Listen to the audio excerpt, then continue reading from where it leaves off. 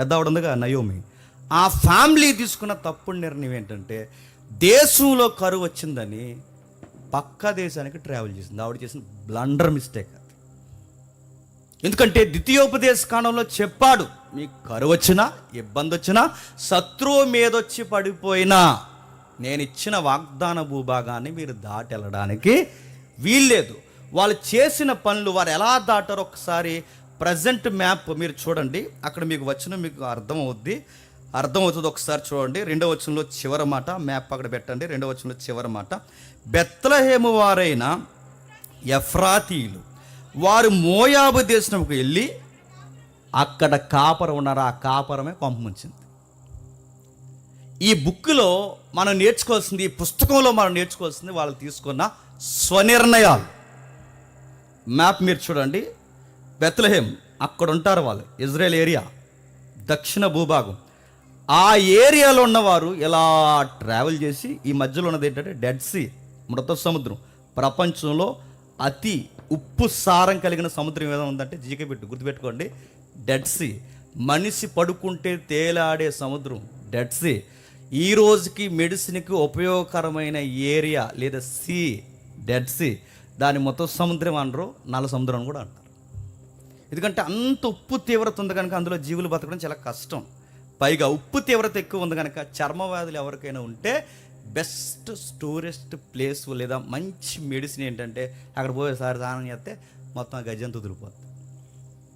వెళ్ళకండిలేండి, ట్యూబులు అమ్ముతున్నారు ఇక్కడ. సరే, అక్కడ ఉన్నారు. ఆ కిందికి అలా దిగితే అలా దిగి దిగి దిగి ఈ ఏదైతే ఉందో మన డెడ్ సీకి కింద ఇంకో భూభాగానికి మధ్యలో చిన్న వారధి మాదిరి ఒక లైన్ ఉంటుంది. ఆ లైన్లో నుంచి లోపలికి వస్తారు. గుర్తుపెట్టుకోండి, డెడ్ సీ కంటే ఇప్పుడు మ్యాప్ ఎలా ఉందిగా, మన లెఫ్ట్ సైడ్ ఏదైతే ఉందో ఇదంతా కానాను భూభాగం, దేవుడు కోరుకుని స్థిరపరిచిన భూభాగం. ఇది కానాను భూభాగమే, కాకపోతే ఇంకా ఇది పూర్తిగా ఆక్యుపై చేయలేదు. ఎందుకు? అప్పటికి మోయాబీలు, అమోనీలు ఉన్నారు. ఆ మోక ఇంకా ఉండిపోయారు. పూర్తి విజయం ఇంకా రాలేదు. అది ఎందుకు విజయం రాలేదు, ఇంకా గోత్రాలు ఎందుకు ఉండిపోయి, అదొక చరిత్ర. దాని గురించి మాట్లాడుకుంటే మనకు తెల్లారిపోద్ది. ఆ విషయం పక్కన పెట్టండి.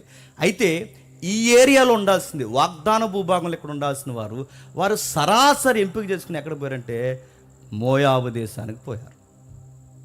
అది వాళ్ళు చేసిన మిస్టేక్. పోయి ఏం చేశారు? వెళ్ళినట్టున్నారా? వెళ్ళిన వాళ్ళు వెళ్ళినట్టు ఉండకుండా ఏం చేశారంటే బంధాలు ఏర్పరచుకున్నారు.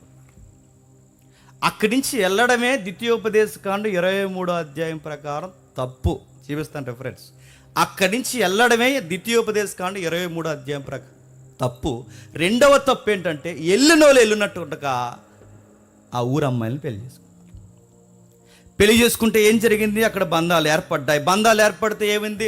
బాగుందలే జీవితం, ఇంకా ఈ దేశపు కోడల్లో మా కోడలు అయిపోయారు, ఇక చెప్పేది ఏముంది, చూసేది ఏముంది, ఇక ఇక్కడ లైఫ్లో ఇంక ఇలా సెటిల్ అయిపోదాం, ఇక్కడే ఉండిపోదాం అనుకున్నాం. దేవుని చిత్తం కదా అక్కడ ఉండిపోవడమా? అక్కడే ఉండిపోదాం, ఏదోలా స్థిరపడిపోదాం అనుకున్నారు. అనుకున్నట్టు జరిగితే జీవితం ఎందుకు అవుద్ది? మీరు అనుకున్నది మీరు నచ్చిందల్లా చేసేస్తే దేవుడు బ్లెస్ చేస్తాడు. మీరు ఎలా అనుకుంటున్నారు? వారి వాక్యానికి విరుద్ధంగా వెళ్ళారు కనుక కరెక్ట్గా 10 years తిరిగేసరికి 2 కొడుకులు చచ్చిపోయారు. ఎవరిద్దరు కొడుకులు చనిపోయారు? నయోమి గారు 2 కొడుకులు చచ్చిపోయారు. ఎందుకు చనిపోయారు? మీరు ఏమంటే చెప్పండి. వాళ్ళ వాక్యానికి వ్యతిరేకంగా వెళ్ళారు. లైఫ్ని డిజైన్ చేసుకున్నాం అనుకున్నారు, ఇక లైఫ్ బాగుంది అనుకున్నారు. కానీ ఎక్స్పెక్ట్ చేయని న్యూస్ ఏంటంటే కొడుకులు 2 చచ్చిపోయారు. కొడుకులు 2 చనిపోయారా? ఆ పెద్ద ఆయన కూడా చనిపోయాడు. మొత్తం ఆ ఇంట్లో వాళ్ళందరూ ఏమైపోయారు చెప్పండి? వేదవరాండ్లు అయిపోయారు. ఏది ఆధారం అనుకున్నారో, ఏది ధైర్యం అనుకున్నారో, ఏదైతే వాళ్ళతో ఉంటుంది అనుకున్నారో ఆ సంబంధం చూస్తుండగా తెగిపోయే పరిస్థితుల్లోకి వచ్చేసింది. ఇంకేం చేస్తారు? తర్వాత మళ్ళీ ఒక విషయం అర్థమైంది. ఇజ్రాయెల్ దేశంలో 10 సంవత్సరాల తర్వాత కొడుకులు చనిపోయారు, కోడళ్ళు ఉన్నారు. ఒక వార్త నయోమి దగ్గరకు వచ్చింది. నయోమి, నీకు విషయం చెప్పాలి. మళ్ళీ మీ దేవుడు దేశాన్ని కరుణించి దేశంలో సమృద్ధిని దయచేస్తున్నాడు. మళ్ళీ ఆహారం బెత్లెహేములో దొరుకుతుంది. ఇది గుడ్ న్యూస్. మళ్ళీ దేశంలో ఆహారం దొరుకుతుందన్న వార్త ఎప్పుడైతే వచ్చిందో నయోమి నిర్ణయం మార్చుకుంది. ఏమని? ఇక చావో రేవో పోయి ఇక సొంత వాగ్దానం దేశంలోనే చనిపోవాలి, ఇక నా చివరి శ్వాస దేవుని భూభాగంలోనే చనిపోవాలని నిర్ణయించుకుంది. ప్రయాణానికి బయలుదేరిపోయింది. కోడలిద్దరు అక్కడ ఉన్నారు. ఇద్దరికి ఒక మాట సజెషన్ ఇచ్చింది, అమ్మ మీకు విషయం చెప్పాలి, నేను వయసు అయిపోయిన దాన్ని అక్కడెక్కడ తిరిగి ఏదో గుప్పుడు మెతుకులు తినేసే జీవితాన్ని మమ అనిపిస్తానంది. జీవితం ఏదో అయిపోతుంది, ముక్కు మూసుకుంటే జీవితం అయిపోతుంది. ఇప్పుడు నాతో ఉండి వయసు అయిపోయింది, నాతో ఉండి వయసు ఉన్న మీరు మీ మానసిక శారీరకమైన కోరికలు మీరు చంపేయడం సబబు కాదు. తల్లిగా మీకన్నా ఒక పెద్ద వ్యక్తిగా నేను చెప్తున్నాను, మీకు ఇంకా వయసు ఉంది, మంచి అబ్బాయిలు దొరుకుతారు, మీరు వెళ్ళి పెళ్లి చేసుకోండి. చాలామంది వార్పాన్ని తిడతారు, వార్పాన్ని తిట్టకండి. వార్పా ప్లేస్లో నువ్వున్నా చెప్పండి, నేనున్నా ఖచ్చితంగా అదే నిర్ణయం తీసుకుంటాం. సామాజిక నిర్ణయం ఒకటి తీసుకుంది, ఆలోచించింది. అత్తయ్య గారితో వెళితే నిజమే, ఏముంటుంది, ఆమెకు వయసు అయిపోయింది. అత్తయ్య గారితో ఉంటే ఏముంది, నిజమే, తనకు లైఫ్ లేదు, మాకు లైఫ్ ఉంది. అత్తయ్య అంటుందిగా వెళ్ళిపోమని, గుండె ఏం చేస్తాం, అత్తయ్య గారు చెప్పినట్టు మళ్ళీ మా నాన్నగారు వాళ్ళ దగ్గరికి పోతే ఏదో ఒక సంబంధాన్ని ఎదుగుతారు, పెళ్లి చేస్తారు, లైఫ్ ఏదో ఇంకా గడపాలి అని తన నిర్ణయం తీసుకుని వెళ్ళిపోయే ప్రయత్నం చేసింది. వెళ్ళిపోయింది. మరో అమ్మాయి ఉంది అక్కడ, నువ్వు వెళ్ళవే అని అడిగింది. నేను వెళ్ళలేను అత్తయ్య అంతే. ఏ అని అడిగింది. నువ్వు నాకు తోడు ఎదుక్కోమని చెప్తున్నావు, రివర్స్ నేను అడుగుతున్నాను, మేం పోతే నీకెవరు తోడుంటారని అడిగింది. ఈ టైంలో నీకు తోడు చాలా అవసరం, ఆ పాయింట్ నాకు తెలుసు.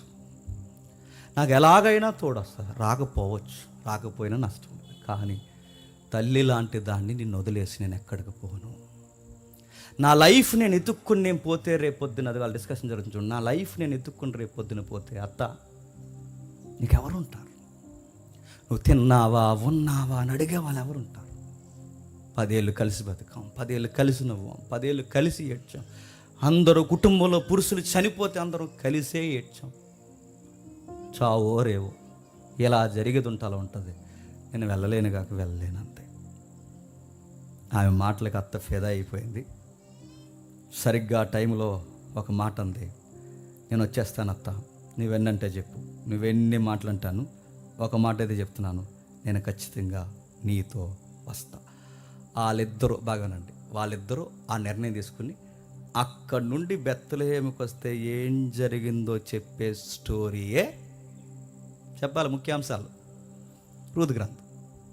ఇది కూడా అర్థమైపోతే రేపు పొద్దున్నే తూర్పు ఉందో చెప్పండి. ఇది దాని బ్యాక్గ్రౌండ్. అంటే ఇది అంటే ఒక అత్తాకోళ్ళ మాట్లాడుకుని ఆ మోయాబీ దేశం నుంచి ఎక్కడికి వచ్చారు? బెత్లెహేముకి వచ్చారు. ఎందుకు? మ్యాప్ దాటి వెళ్ళారు. మళ్ళీ 10 సంవత్సరాల తర్వాత ఆహారం దొరుకుతుందని అత్తగారు వచ్చేస్తానంది. ఆ పెద్ద కోళ్ళు వెళ్ళిపోయింది, చిన్న కోళ్ళ మాత్రం రూతు ఎథిక్స్ని ఫాలో అయింది.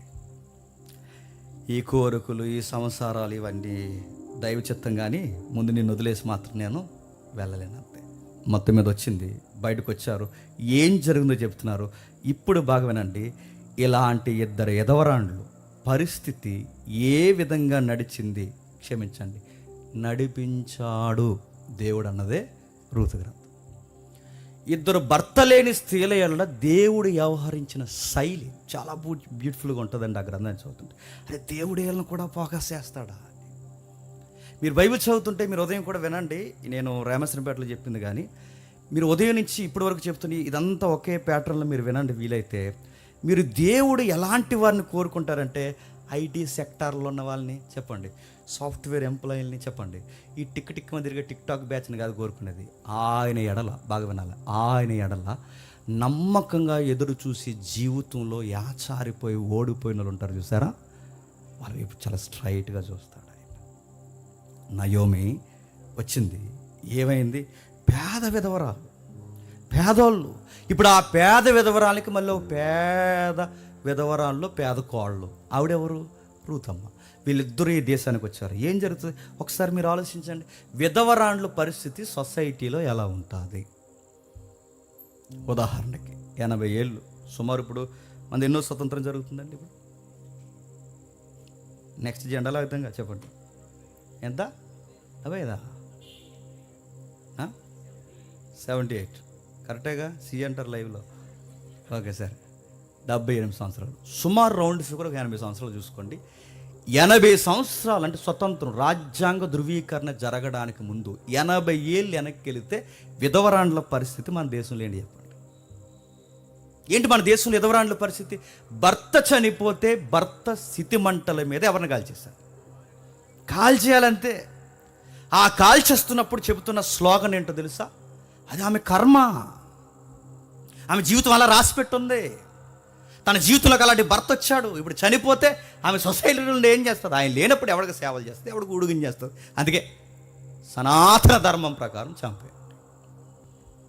ఆ రోజున్న ఉన్మాదపు చర్యల పుస్తకం ఉంది, పేరు నేను చెప్పట్లేదు, కానీ దాని ప్రకారం చంపేశారు. చంపలేదని ఇప్పుడు ఏదో క్లైమ్ చేసుకుంటున్నారు, కానీ చంపారు. హిస్టరీని ఎవడు మార్చలేరు. దానికి గవర్నమెంట్ కూడా చట్టాలు చేసింది. చట్టాలు గవర్నమెంట్ చేసిందంటే పక్కా కల్చర్ ఇండియాలో ఉందనేగా. బ్రిటిష్ గవర్నమెంట్ కూడా దాన్ని అబ్యూజ్ అని చెప్పిందని ఖచ్చితంగా అది జరిగిందనేగా. 80 ఏళ్ళు వెనక్కి వెళితే విధవరాండ్లు మరుగుతుంది, చంపేశారు. ఇంకా ఒకవేళ బతకనిస్తే వాళ్ళని ఎదురు రానివ్వరు, వాళ్ళ ముఖం చూడరు, వాళ్ళ ఒక శుభకార్యానికి ఉండరు. జస్ట్ 80 ఏళ్ళు వెనక్కి వెళ్ళండి. పోనీ 80 ఏళ్ళు ముందుకు వచ్చి ఇక్కడ నిలబడినాడు. ఇప్పటికీ విధవరాండ్లని శుభకార్యాలకి పిలుస్తారా? ఆవిడెందుకులేండి అంటారు. ఆవిడ వస్తే నచ్చదు, ఆవిడ ఎక్కువ ఇన్వాల్వ్ అయితే ఇష్టపడరు. ఎందుకంటే ఆ భర్త లేని స్త్రీ శుభకార్యాలకి రావడానికి ఇష్టపడరు. ఆమెను వచ్చినట్టు పైకి అలా పలకరించినా కానీ ఈవిడొచ్చింది ఏంటండి అనుకుంటారు. ఎప్పటికీ ఆ వాదన గుండెల్లో బతుకుందా లేదా? పొద్దున్నే వాళ్ళ ముఖం చూడడానికి ఇష్టపడరు, పొద్దున్నే ఎదురు రావడానికి ఇష్టపడరు. వాళ్ళని ఎక్కడా గౌరవించరు, సమాజంలో గౌరవించరు, కుటుంబంలో గౌరవించరు. ఒక్క మాటలో చెప్పాలంటే ఈ పదం అంటున్నాను, వాళ్ళు లెక్కల్లో లేని మనుషులు. కామెడీ కనుకోవాలంటే ఆటలంటి పండు అలంతే. వాళ్ళని పెద్ద ఏం పట్టించుకోరారు. 80 ఏళ్ళు వెనక్కి వెళితేనే ఇంత దారుణంగా ఉంటే ఇప్పుడు మీరు వెనక్కి రండి. ఇక్కడి నుంచి క్రీస్తుకి 2000 సంవత్సరాలు. ఎంత? ఇక్కడి నుంచి యేసుక్రీస్తు వరకు 2000 సంవత్సరాలు. అక్కడి నుండి ఎంత? రూతు కాలానికి సుమారు 1200 నుంచి 1300 సంవత్సరాలు, 1300 సంవత్సరాలు. అంటే ఇక్కడి నుంచి అక్కడికంటే సుమారు 3300 లేదా 3200 సంవత్సరాల క్రితం ఎదవరాణ్ణి ఎలా చూస్తారో ఒక్కసారి మీరు గెస్ చేయండి. 80 ఏళ్ళు వెనకాల ఇంత దారుణంగా చూస్తే 3200 సంవత్సరాల క్రితం ఇక విధవరాణ్ణి ఎలా చూస్తుంటారు? పైగా పేదది ఎలా చూస్తారు చెప్పండి? సమాజం పట్టించుకోదు, బంధువులు పట్టించుకోరు, ఎవ్వరు పట్టించుకోరు. తన పరిస్థితి ఏంటి, తన ఊర్లో తన గురించి ఏం మాట్లాడుకుంటారు? వెళ్ళిందండి, ఏదో సంబంధాలు కలుపుకుందని ఎరగదిద్దామని, మళ్ళీ తిరిగి వచ్చిందండి. ఏమి సాధించిందండి ఈ ముసలిది? అయ్యిందండి. ఎన్ని గుసగుసలు పడతాయి, ఎన్ని మాటలు అంటారు, ఎన్ని పొడిసే మాటలు అంటారు. ఒక్కటేంటి రెండేంటి అనాల్సిన మాటలన్నీ అన్నారు. అలాంటి టైంలో మీరు గుర్తుపెట్టుకోండి, ఒక ఊర్లో ఒక పేద విధవరాలు, బాగా వినాలి, ఒక ఊర్లో ఒక పేద విధవరాలు, పనికి రానిది, దేవుని ఆజ్ఞకు వ్యతిరేకంగా వెళ్ళిపోయి మరో దేశంలో తెస్టేసి మళ్ళీ తిరిగి వచ్చిన ఒక పేద విధవరాలు ఒక పల్లెటూరులో మూలన అక్కడుండి నా బతుకేంటని వేసారిపోయి చూస్తున్న టైంలో తన లైఫ్లోకి దేవుడు ఇన్వాల్వ్ అయ్యాడంటే మీకేమనిపిస్తుందో నాకు తెలియదు, కానీ నా వెంట్రుకలు ఒకేసారి ఇలా లేచినట్టు అనిపిస్తుంది. మీకేమనిపిస్తుందో నాకు తెలియదు. అరే వీళ్ళు ఎవర్రా అంటే వాళ్ళు చెప్పుకోదగ్గ స్త్రీలు కాదు. వాళ్ళు ఎవర్రా అంటే సొసైటీలో వాళ్ళకంత బెంచ్ మార్క్ ఏమీ లేదు. వాళ్ళు ఎవర్రా వాళ్ళ గురించి చెప్పుకోవడానికంటే వాళ్ళ ఐటీ సెక్టర్లో పనిచేసే స్త్రీలు కాదు, వాళ్ళ సాఫ్ట్వేర్ ఎంప్లాయీస్ కాదు, వాళ్ళు హై ఎడ్యుకేటెడ్గా ఉన్న పీపుల్స్ కాదు. వాళ్ళు ఎవరో చదువులేనిది, అంతంత మాత్రమే జీవితం జీవించేది.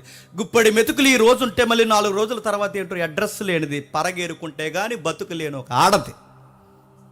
రేపొద్దున ఎలా బతకాలో తెలియని, దిక్కు మక్కు తెలియని, గ్యారంటీ లేని ఒక అభాగ్యురాల జీవితం. అలాంటి లైఫ్లోకి దేవుడు ఇన్వాల్వ్ అవ్వడం ఏంటి? ఇన్వాల్వ్ అవ్వడం కాదు. ఇజ్రాయెల్ దేశం కుళ్ళిపోయినప్పుడు వ్యభిచారాలతో, హత్యలతో, నరహత్యలు, ముక్కలుగా మనుషులు నరుక్కుంటున్న టైంలో ఇజ్రాయెల్ దేశానికి వెలుగునివ్వడానికి దేవుడు ఎంపిక చేసిన ఫ్యామిలీ అడ్రస్ ఏంటని ఆలోచిస్తే విధవరాండ్ల కుటుంబం ఎంత వింతగా ఉందో చూడండి. దేశానికి వెలిగివ్వడానికి ఈ పేదదా? దేశానికి వెలిగివ్వడానికి ఈ పేద కుటుంబమా? దేశానికి వెలిగించడానికి ఇదిగో ఈ పనికిరాని ఎవరైతే ఉన్నారో ఈ పెద్దావిడ, ఆ విధవరాండ్ల కోడ, వీళ్ళని దేవుడు ఎంపిక చేస్తున్నాడు. నువ్వు నమ్మలేని నిజం, వాళ్ళనే ఎంపిక చేస్తున్నాడు. దేవుడు కార్యాలు ఎలా ఉంటాయో తెలుసా? మనం అనుకుంటాం రాజుల కుటుంబం నుంచో, మోతుబర్ల కుటుంబం నుంచో, ఎక్కడి నుంచి రారు, వాళ్ళు వచ్చిన తినంగా సేవ చేయరు. ఎవరు కావాలో తెలుసు దేవుడికి మళ్ళీ చెప్తున్నాను. నలిగిపోయి జీవితంలో యాసారిపోయి గుప్పెడి మెతుకుల కోసం ఏడ్చే వాళ్ళు ఉంటారు చూసారా, లగ్జరీ అంటే తెలియని వాళ్ళు ఉంటారు చూసారా, వాళ్ళు ఉంటారండి దేవుని కోసం. వాళ్ళు ఉంటారండి లైఫ్లో దేవుని కోసం నిలబడ్డారు. వాళ్ళతో మాట్లాడుతున్నాడు దేవుడు. 80 ఏళ్ళు వెనకాలే పరిస్థితులు ఎంత ఘోరంగా ఉంటే అని అడుగుతున్నాను. రూతు గ్రంథం చదువుతున్నప్పుడు విచిత్రంగా అనిపిస్తుంది. ఆ పుస్తకాన్ని మనం చదువుతుంటే ఎన్నిసార్లు చదివినా ఆశ్చర్యం. ఆమె గురించి మాట్లాడుకుంటే ఒక మాట నేను చెప్తాను. తప్పు చేసిందండి ఆవిడ. ఏం తప్పు చేసింది? వాక్యానికి వ్యతిరేకంగా వెళ్ళి తప్పు చేసింది. వాక్యానికి వ్యతిరేకంగా వెళ్ళిన మొట్టమొదటి తప్పు నీ దేశాన్ని వదిలడం దైవికమైన తప్పు. రెండవ తప్పు నీ కొడుకులకి వాళ్ళని ఇచ్చి పెళ్లి చేయడం రెండవ తప్పు.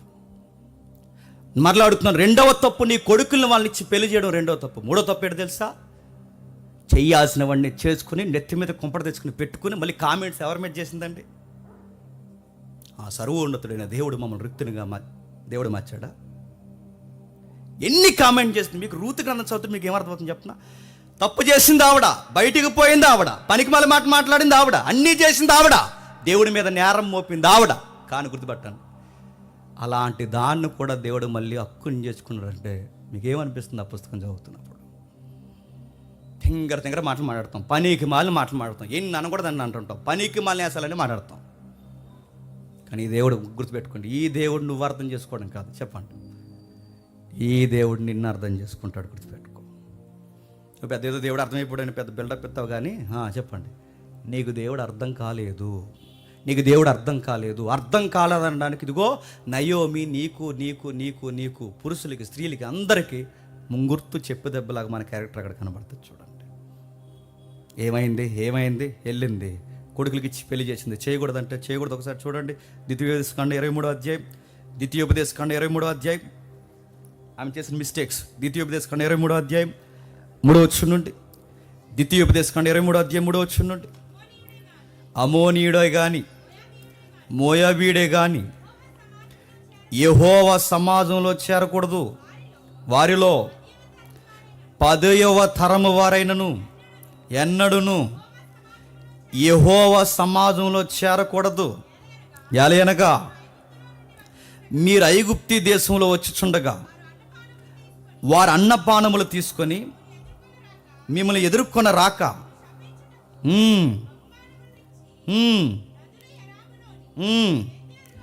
ఏమేమి చేస్తారో మీకు తెలుసు. వాళ్ళ కలవకూడదు, వాళ్ళతో బంధాలు పెట్టకూడదు, మీ సామాజిక జీవితంలోకి వాళ్ళ దూరకూడదు.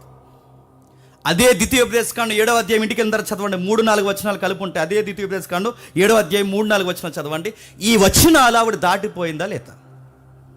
దాటింది. వాళ్ళతో కలవద్దంటే కాపురం పెట్టింది, వాళ్ళ దగ్గర ఉండొద్దంటే ఏలే మా బంధువులు అంతే, వాళ్ళతో ఉండడానికి వీల్లేదంటే ఏ లేకపోతే మేము ఉండలేమంది. వెళ్ళింది, వాళ్ళతో కహానీలన్నీ చేసి ఏం చేసింది? వద్దన్న అన్యుల పెళ్లి చేసింది. దేవుడు ఆదికాండ నుంచి ప్రకటన గ్రంథం వరకు మీరు చూడండి, అన్యులతో పెళ్ళిళ్ళు వద్దని ఊరకే అండ. ఆయన గుర్తుపెట్టుకోండి, ఊరకే అనడు. ఎందుకంటే వాళ్ళ పెరిగిన కల్చర్, బిహేవియర్, వాళ్ళ లివింగ్ లైఫ్ ఖచ్చితంగా ఎఫెక్ట్ మీ మీద పడుతుంది. పేద చెప్తారు ఏమనంటే, నా భర్త నేనే, వాళ్ళతో నాకు సంబంధం ఏముంది, నా భార్య నేనే, వాళ్ళతో నాకు సంబంధం ఏముంది, ఆ పిల్ల వచ్చిన తర్వాత నా పిల్లని నేను మార్చేసుకుంటాను, ఆ పిల్లోడు వచ్చిన తర్వాత ఆ పిల్లోడు నేను ఈ బొంద మార్చుకుంటాను. నువ్వు మార్చుకోలేవు కాక మార్చుకోలేవు. మళ్ళీ చెప్తున్నా, నువ్వు మార్చుకోను. ఎక్కడో దేవుని కృప బట్టి ఎక్కడో ఒక జంట 2 జంటలు ఉండొచ్చేమో కానీ 99% జంటలు, మళ్ళీ చెప్తున్నాను, అన్యులతో బయట వారితో మీరు బంధాలు ఏర్పరచుకుంటే ఖచ్చితంగా క్రైసిస్ తప్పదు. ఇబ్బందులు ఖచ్చితంగా ఎదుర్కోవాలి. వాళ్ళు వస్తున్నప్పుడు ఒక్కరే రారు, వాళ్ళు పెరిగిన వాతావరణంలో నుంచి వస్తారు, వాళ్ళ బ్యాక్గ్రౌండ్ నుంచి వస్తారు, వాళ్ళ కల్చర్ నుండి వస్తారు, వాళ్ళ బిహేవియర్, వాళ్ళ లివింగ్ లైఫ్ ఏదైతే ఉందో అంత బ్యాక్గ్రౌండ్తో అమ్మాయి నీ లైఫ్లోకి వస్తుంది. నువ్వేమనుకుంటున్నావంటే చీర కట్టుకుని వచ్చేస్తుంది అనుకుంటావు, కాదు. ఆ అమ్మాయి మొత్తం యాటిట్యూడ్తో వస్తుంది. ప్రస్తుతానికి ఆ యాటిట్యూడ్ కనబడదు, కాపురం జరిగే కొద్దీ కనబడుతుంది. ఒక అబ్బాయి నీ లైఫ్లోకి వచ్చినాడు, ఒక్కడే రాడు, మళ్ళీ చెప్తున్నాడు, ఆడు పెంపకం వాడు కూడా వస్తుంది. వాడి ఆలోచనలు వాడు కూడా వస్తాయి, వాడి బిహేవియర్ ఒకటి ఉంటుంది, అది కూడా వస్తుంది. నువ్వేమనుకుంటున్నాడు? జస్ట్ బంధమేగా అనుకుంటావు. బంధమే కాదు, కొంపలు ముంచేసే బిహేవియర్ వెనకాల ఉంటుంది. దేవుడు ఊరకే అన్యులతో పెళ్ళి వద్దని చెప్పలేదు. దాని ఎఫెక్ట్ చాలా ఘోరంగా ఉంటుంది. వాళ్ళు వచ్చినప్పుడు ఏం చేస్తారు? వాళ్ళ ప్రవర్తన అంతా తీసుకొస్తారు. అడుగుతున్నారు, తీసుకొచ్చి ఏం చేస్తారు? నువ్వు వాళ్ళని మార్చడం కాదు, చెప్పు వాళ్ళని నిన్ను నైస్గా చెప్పండి మారుస్తాను. వెళ్దామా సరదాగా టెంపుల్కి వెళ్దామా? టెంపుల్కి మేము చర్చ్ పీపుల్స్గా మేము టెంపుల్కి రాకూడదంటే, టెంపుల్కి వస్తే వీక్ అయిపోయేంత విశ్వాసం మీది అనగానే ఓ బేబీ వస్తాన్నాడు అంట, అయిపోయింది ఇంకా అంతే. టెంపుల్ వస్తే అంత బలహీనం మీ ఫెయిత్. ఇలాంటి నడుతున్నాయి నైస్ తేనె పూసిన కత్తిలాంటి మాటలు. అలా మాట్లాడుతూ నువ్వు మురిసిపోతావు షారుఖ్ ఖాన్ లాగా. వెళ్తావు ఏమవుద్ది? మటాస్. మళ్ళీ చెప్తున్నాను, బైబిల్ మీరు చదవండి. జ్ఞాని అయిన సొలొమోన్నే తిప్పేశారంట. ఎవరు? అన్య స్త్రీ. జ్ఞాని అయిన సొలొమోన్నే తిప్పేస్తే, ఆ పాయింట్ మీరు పట్టుకోండి. జ్ఞాని అయిన సొలొమోన్నే తిప్పేస్తే నువ్వు జ్ఞానివా? నేను జ్ఞానినా? జ్ఞానినే తిప్పేస్తే మనం అజ్ఞానులు. మనం తిప్పేయడం కాదు, గుంజీలు దించేస్తారు ఏమనుకుంటున్నావు, ముంచేస్తారేమనుకుంటున్నావు. అందుకే విశ్వాసి అవిశ్వాసికి పొంతన కుదరదు. గాడిదకి గుర్రానికి జంట కుదరదు. బయలుకి ప్రభువుకి సంబంధం లేదు. చీకటున్న దగ్గర వెలుగు కుదరదు. దేనికే గుర్తుపెట్టుకో. లేదు నన్ను అర్థం చేసుకుంటానన్నాడు, ముందు అలాగే అంటాడు. పార్కులో అలాగే అంటాడు. పార్కులో కూడా అమ్మాయి అలాగే అంటుంది, నీ చర్చికి నేను అడ్రాను. చెప్పండి, నీ టెంపుల్కి నేను అడ్రాను అంటారు. మన ఇద్దరం ఈ బాండింగ్స్తో మనం మ్యారేజ్ చేసుకుందాం. చేసుకోండి, ఎలా ఉంటుందో తరస్వతంగా చేసుకోండి, ఎలా ఉంటుందో చేసుకుంటారు. తర్వాత వీళ్ళేమంటారు? ఇలాంటి తప్పుడు నిర్ణయాలు తీసుకుని పాస్టర్ గారికి చేయకుండా నైస్గా ఒక మాట చెప్తారు. పాస్టర్ గారు నెక్స్ట్ వీక్ మేము మ్యారేజ్ సెట్ చేసుకున్నాం, వచ్చి మీ బ్లెస్సింగ్స్ మాకు కావాలని. కానీ పాస్టర్ గారు అనుకుంటారు, బ్లెస్సింగ్స్ ఏంట్రా, ఇది ఎప్పుడు సెట్ అయిందిరా, ఇదంతా ఏంట్రా అని అడిగితే అదంతా తెలియదు. కానీ మ్యారేజ్ ఖచ్చితంగా మీరు రావాలి, మీ బ్లెస్సింగ్స్ మాకు కావాలి, రండి ఒకసారి రండి అనగానే పాస్టర్ గారు అనుకుంటే ఒక మాట కూడా చెప్పకుండా ఎలా సెట్ పాస్టర్ గారికి సర్కిల్ ఉంటుందిగా. దేవుడి చిన్న గొప్ప క్రియ ఏంటంటే ప్రతి పాస్టర్కి ఒక సర్కిల్ ఉంటుంది. ఆ సర్కిల్లో ఖచ్చితంగా అమ్మాయి ఎలాంటిది ఎంతో కొంత ఇన్ఫర్మేషన్ పాస్టర్ గారికి ఉంటుంది. అందుకే పాస్టర్ గారు అడుగుతారు ఏంటి ఎవరు అని. మనం పెద్ద మహారాణిని చేసుకున్నట్టు ఏం చెప్పం. దాసి ఆ రోజు వచ్చి మా ఇద్దరికి మీరు చెప్పండి బ్లెస్సింగ్ ఇచ్చి వెళ్ళిపోండి అంటే పాస్టర్ గారు ఇంకేం చేస్తారు? వస్తాడు, బ్లెస్సింగ్ ఇస్తాడు, వెళ్ళిపోతాడు. వెళ్ళిపోయిన తర్వాత ఆఫ్టర్ 3 years పాస్టర్ గారు దేవుడు ఏంటండి మా జీవితంలో ఇలాంటి కార్యాలు చేశాడు, దేవుడు చేశాడు అని అడుగుతున్నాను. దేవుడు ఏంటండి మా జీవితాల్లో ఇలాంటి కార్యాలు చేశాడు? నీ బంధ దేవుడు చేశాడా? నువ్వు చేసుకున్నావు. నీకు ముందు నుంచి చెప్పాడు ఇది వద్దు అని. నీకు ముందు నుంచి చెప్పాడు అవిశ్వాసులతో పొందన కుదరదని. నీకు ముందు నుంచి చెప్పాడు మోయాబు అన్యుల దేవులకి పోవద్దని. నీకు ముందు నుంచి చెప్పాడు. నువ్వేం చూసావు? రంగులు చూసావా? పొంగులు చూసావా? ఏం చూసావు? సినిమాలు చూసావా? ఏం చూస్తావు? సీరియల్ చూసావా? ఏం చూస్తావు? ఏ కథానాయకులు ఊహించుకొని నువ్వు పెళ్లి చేసుకున్నావు? అంత అయిపోయిన తర్వాత ఇప్పుడు వచ్చి దేవుడు ఏంటి మా జీవితంలో? దేవుడు చేయడం ఏంటి? మీరు చేసుకున్నారు. అది పైపచ్చి కామెంట్ దేవుడు చేసాడు ఏంటి? ఈ మాటలు ఈరోజు ఈ రోజే కాదు, నయోమి కూడా అంది. నయోమి కూడా అలాంటి మాటలు పలికింది. ఎక్కడ పలికింది? ఒక్కసారి 1వ అధ్యాయంకి రండి. 1వ అధ్యాయం, అదే రూతు గ్రంథం 1వ అధ్యాయం త్వరగా ముగిద్దాం. రూతు గ్రంథం 1వ అధ్యాయం 13వ వచనం చూడండి. అదే రూతు గ్రంథం 1వ అధ్యాయం 13వ వచనం. అని చెబుతా కింద మాట చూడండి. యెహోవా నాకు విరోధి ఆయను. అడుగుతున్నాను, నువ్వు యెహోవాకి విరోధి అయ్యావా? చెప్పాలి. దేవుడు నీకు విరోధి అయ్యాడా? నువ్వు విరోధివి, నువ్వు వాక్యానికి వ్యతిరేకివి. వాక్యాన్ని వదిలిపోయింది ఎవరు? నువ్వు. వాక్యాన్ని దాటిపోయింది ఎవరు? నువ్వు. దేశాన్ని వదిలిపోయింది ఎవరు? నువ్వు. ఈ సహవాసాన్ని వదిలిపోయింది ఎవరు? నువ్వు. ఇశ్రాయేలు దేశం సహవాసం దాటిపోయింది ఎవరు? నువ్వు. వద్దన్న ఏరియాలో కూర్చుంది ఎవరు? నువ్వు. ఇన్ని చేసి ఇప్పుడు ఎవరు విరోధం అయిపోయారు అంటున్నావు? తగునా నీకు? ఈ మాటలు నీకు తగునా? ఇంకా ఏమంటుందో చూడండి. ఆవిడ ఇంకా ఏమంటుందో చూడండి. ఇంకా ఏమంటుందో ఆ కింది 18వ వచనం. తనతో కూడా వచ్చుటకు ఆమెకు మనసు కుదిరినప్పుడు ఆయన కిందకు మాట్లాడుతూ 27వ వచనంలో నేను సమృద్ధి గలదానినై వెళ్ళి తిని. ఎస్, నువ్వు ఇజ్రాయెల్ దేశంలో ఉన్నప్పుడు నీకు సమృద్ధి ఉంది. నీ ఇజ్రాయెల్ దేశంలో ఉన్నప్పుడు నీకు డబ్బు ఉంది. నువ్వు ఇజ్రాయెల్ దేశంలో ఉన్నప్పుడు నీ జీవితం బాగుంది. ఇప్పుడు దేశం వదిలిపోయిన తర్వాత నీ సమృద్ధి ఏమైంది? రుక్తినిగా మారిపోయావు, రుక్తిరాలుగా మారిపోయావు. అంటే నీ జీవితం చిందరవందర అయ్యింది. కిందకి 20 వచ్చినవా? సర్వశక్తుడు నాకు చాలా దుఃఖము కలగజేసిన కనుక నన్ను నయోమి అని అనక మారా అని పిలంటే పేరు కూడా మ్యాచ్ చేసుకుందాం దేవుని. ఇంక ఈ రోజు నుంచి నేను మారా అంటే ఏంటి? సేదు. అక్కడ ఇజ్రాయేల్ మళ్ళీ ఇస్రాయేల్ ఒకటి. ఇంకా నన్ను మారా అని పిలవండి. ఇజ్రాయేల్లో మారా ఉందగా, నన్ను మారా అని పిలవండి. ఇక నన్ను ఇంకెందుకు నయోమి అంటే, ఇంకా నయోమి అంటే ఎందుకంటే నయోమి అర్థం ఏంటంటే మధురము. ఇప్పుడు నేను మధురం కాదు, సేదు. నన్ను ఇలా సేదుగా మార్చేసింది ఎవరంటే దేవుడు. నడుతున్నాను, దేవుడు మార్చాడు. చెప్పండి. దేశం దాటి వెళ్ళింది ఎవరు? నువ్వు. వాక్యం వదిలిళ్ళింది ఎవరు? నువ్వు. ఇజ్రాయెల్ దేశం కాదన్నది ఎవరు? నువ్వు. ఇన్ని చేసింది ఎవరు? నువ్వు చేసుకునే నెత్తి మీద తెస్తే మళ్ళీ ఇది ఎవరి మీద కామెంట్ చేస్తున్నావు? దేవుడి మీద కామెంట్ చేస్తున్నావు. నయోమి ఊగిసలాట ఆడుతుంది. నేను సమృద్ధి దానిగా వెళ్ళి తిని యెహోవా నన్ను రిక్తురాలుగా తిరిగి రాజేసును. మీరు నన్ను నయోమి అని పిలవద్దు. యెహోవా నాకు విరోధముగా సాక్ష్యము పలికెను, సర్వశక్తుడు నన్ను బాధపరచను. చూసారా, దేవుడు బాధపరిచాడా? సర్వశక్తుడు బాధపరిచాడా? దేవుడు నిన్ను పేదరాలుగా చేశాడా? ఇజ్రాయేల్ దేశం నుంచి బయటికి వెళితే దేవుడు ఏమన్నాడు? ఆ దేశంలో ఉన్నప్పుడు ఏమన్నాడు? మీరు విగ్రహాల జోలికి కానీ అన్యుల బంధాల జోలికి కానీ మీరు పోతే మీ గుడారాల్లోకి ఏమొస్తుందన్నాడు? తెగులు వస్తుంది అన్నాడు. మీ పంటలు ఏమవుతాయి అన్నాడు? నష్టపోతాయి అన్నాడు. మీకు సమృద్ధి రాదని చెప్పాడు. ఇంత లిస్టు రూట్ మ్యాప్ వేసినట్టు వేసి ఇచ్చిన వీటన్నిటికీ కావాలని నువ్వు ఇంటర్నేషనల్గా దేవుడి మీద నువ్వు జెండా ఎగరేసి ఇప్పుడు వచ్చి దేవుడే నాకు వ్యతిరేకంగా చేసినట్టు కుదురుద్దా? కుదరదు. చాలామంది చేసే తప్పుల్లో ఒక తప్పేడు చెప్పిన, మనం తీసుకున్న నిర్ణయాల వల్ల మనం నష్టపోయి నష్టం మాత్రం ఎవరి మీద వేస్తాం చెప్పండి. అంతా దేవుడే చేశాడండి. మనం తీసుకున్న నిర్ణయాలు మనం నష్టపోయి ఆ నష్టాన్ని దేవుడి జాబితాలు వేస్తాం. సంవత్సరం అంతా వీడు చదవలేదంట, టిక్టాకులతో సరిపోయిందంట. వీడికి ఎగ్జామ్స్ వస్తాయట, ఆ టైంలో వీడు ఏమీ రాయలేదట.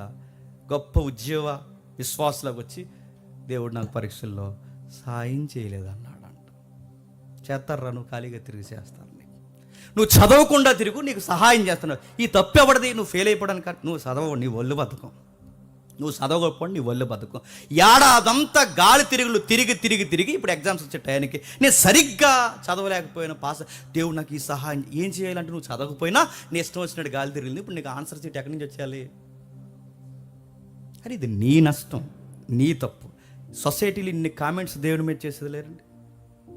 మాకు ఎందుకు జరుగుతుంది, మాకు ఇలా ఎందుకు జరుగుతుంది, మా ఉద్యోగాల్లోనే ఎందుకు ఇలా జరుగుతున్నాయి, మా వ్యాపారాల్లోనే ఎందుకు జరుగుతున్నాయి, మా కుటుంబంలోనే ఎందుకు ఇలా జరుగుతున్నాయి? ఎందుకు జరుగుతున్నాయి? మీ నిర్ణయాలు తలతిక్కలు వ్యవహారాలు కనుక మీకు జరుగుతున్నాయి. దేవుని వాక్యానికి విరుద్ధమైన కార్యాలు కనుక జరుగుతున్నాయి. వెంటనే ఫీల్ అయిపోతారు. ఏమని చెప్పనా? ఆ రోజు యోబు గారికి వచ్చిన ఈ శ్రమలో చెప్పండి. ఇప్పుడు మాకు వచ్చిన యోబు తర్వాత ఎవరైనా ఉన్నారంటే అంత గొప్ప శ్రమలు అనుభవించేది చెప్పండి. అంత సీన్ లేదు. యోబుకి చెప్పకుండా ఆయన సిగ్గుపడిపోతాడు. యోబు తర్వాత మీరు కాదు, యోబు తర్వాత నేను కాదు, యోబు తర్వాత ఎవరో కాదు, యోబు తర్వాత ఎవరు లేరు. మళ్ళీ ప్రభు అయిన యేసుక్రీస్తుని పక్కన పెట్టండి.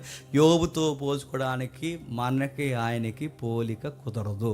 మనకు శ్రమలు వచ్చాయంటే గుర్తుపెట్టుకోండి, మెజారిటీ మన శ్రమలు మనం తీసుకున్న తప్పుడు నిర్ణయాల వల్లే వస్తాయి. ఇది మీరు ఒప్పుకున్నా ఒప్పుకోకపోయినా 100కి చెప్పండి మీదే తప్పు, మందే తప్పు. అందుకే నయోమి చేస్తున్న తప్పు ఇన్ని తప్పులు చేసింది. ఇప్పుడు విషయం గమనించండి. ఎవరి మీద నిందలేసిందండి? ఎవరు రిక్తుడిగా చేశారంది? మళ్ళీ చెప్తున్నాను, నా బిడ్డలను ఎవరు చంపేశారందండి? నన్ను విధవరాండ్లుగా చేశారని ఎవరినందండి? నిందలన్నీ ఎవరి మీద మోపిందండి? చేసిందంతా ఎవరండి? తిడుతున్నది ఎవరినండి? నష్టం ఎవరిదండి? ఆ నష్టం ఎవరి మీద గెంటేస్తుందండి? మొత్తం మీద ఎవరిని కార్నర్ చేసిందండి?